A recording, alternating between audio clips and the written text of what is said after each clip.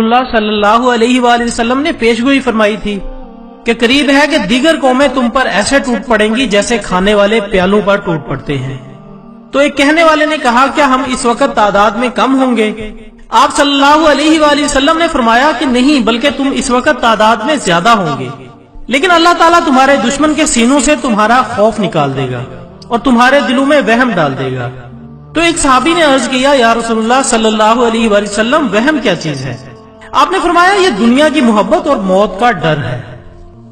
خواتین حضرات، ملک شام یعنی سیریا سے متعلق نبی پاک صلی اللہ علیہ وآلہ وسلم کا فرمان ہے، جب اہل شام تباہی و بربادی کا شکار ہو جائیں گے پھر تم میں کوئی خیر باقی نہ رہے گی۔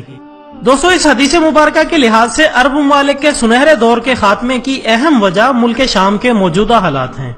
گویا حالیہ دنوں میں نبی پاک صلی اللہ علیہ وآلہ وسلم کی ایک اور پیشگوئی کی علامت ظاہر ہو رہی ہے یا ہو چکی ہے۔ یاد رکھیں کہ ملک شام سے متعلق اسرائیل، روس، ایران اور امریکہ جو بھی جھوٹے بہانے بنائے، لیکن ان سب کا اصل ہدف جزیرۃ العرب ہے، کیونکہ کفار کا عقیدہ ہے کہ دجال ایک مسیحا ہے، اس وجہ سے یہ لوگ دجال کے انتظامات مکمل کر رہے ہیں۔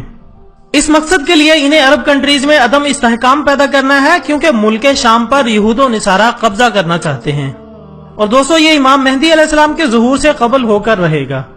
چنانچہ بیان ہوتا ہے کہ آخری زمانے میں جب مسلمان ہر طرف سے مغلوب ہو جائیں گے، مسلسل جنگیں ہوں گی اور شام میں بھی عیسائیوں کی حکومت قائم ہو جائے گی۔ علماء کرام سے سنا ہے کہ سعودی عربیہ، مصر اور ترکی بھی باقی نہیں رہیں گے، ہر جگہ کفار کے مظالم بڑھ جائیں گے اور امت آپسی خانہ جنگی کا شکار رہے گی۔ خلیجی ممالک یعنی سعودی عربیہ وغیرہ میں بھی مسلمانوں کی باقاعدہ پرشوکت حکومت نہ رہے گی۔ خیبر جو سعودی عربیہ میں مدینہ المنورہ سے 170 کلومیٹر کے فاصلے پر ہے، اس کے قریب تک یہود و نصارہ پہنچ جائیں گے اور اس جگہ تک ان کی حکومت قائم ہو جائے گی۔ بچے خوشے مسلمان مدینہ المنورہ پہنچ جائیں گے اور اس وقت حضرت امام مہدی علیہ السلام مدینہ المنورہ میں ہوں گے۔ دوستو، دوسری طرف دریائے تبریہ بھی بڑی تیزی کے ساتھ خشک ہو رہا ہے۔ اس دریا کے بارے میں کہا جاتا ہے کہ یہ امام مہدی علیہ السلام کے ظہور سے قبل خشک ہو جائے گا۔ اس لیے جب مشرق وسطیٰ کے حالات کو، خصوصاً مسلمانوں اور ساری دنیا کے حالات کو دیکھتے ہیں تو صاف نظر آتا ہے کہ دنیا ہولناکیوں کی طرف بڑھ رہی ہے۔ فرانس میں حملوں کے بعد فرانس اور یورپ میں بھی عالمی جنگ کی باتیں ہو رہی ہیں۔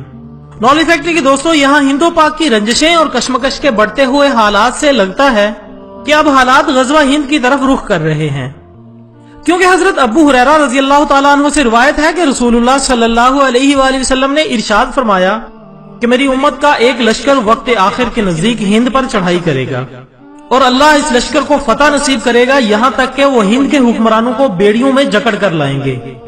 اللہ اس لشکر کے تمام گناہ معاف کر دے گا، پھر وہ لشکر واپس رخ کرے گا اور شام میں موجود عیسیٰ ابن مریم علیہ السلام کے ساتھ جا کر مل جائے گا۔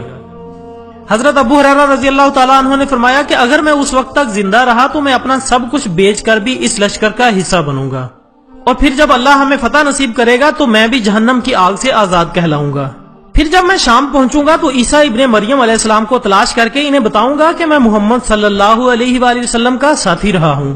تو اس پر رسول اللہ صلی اللہ علیہ وآلہ وسلم نے مسکرا کر ارشاد فرمایا کہ بہت مشکل ہے۔ نولی فیکٹری کے دوستوں، آنے والے ادوار بڑے پرفتن نظر آتے ہیں، اور اس سے متعلق رسول اللہ صلی اللہ علیہ وسلم نے ارشاد فرمایا تھا کہ میری امت پر ایک ایسا دور آئے گا جس میں فتنے ایسے تیزی سے آئیں گے جیسے تسبیح ٹوٹ جانے سے تسبیح کے دانے تیزی سے زمین کی طرف آتے ہیں۔ خواتین حضرات، اپنی نسلوں کو ابھی سے تربیت اور ایمان کی فکر فرمائیں۔ موبائل کے بیجا استعمال سے، رات دیر تک جاگنے، فیشن اور یہودی انداز اپنانے سے اور نمازوں کو ترک کرنے سے روکیے، ورنہ ہم سب کے لیے آزمائش کا مقابلہ بہت دشوار ہوگا۔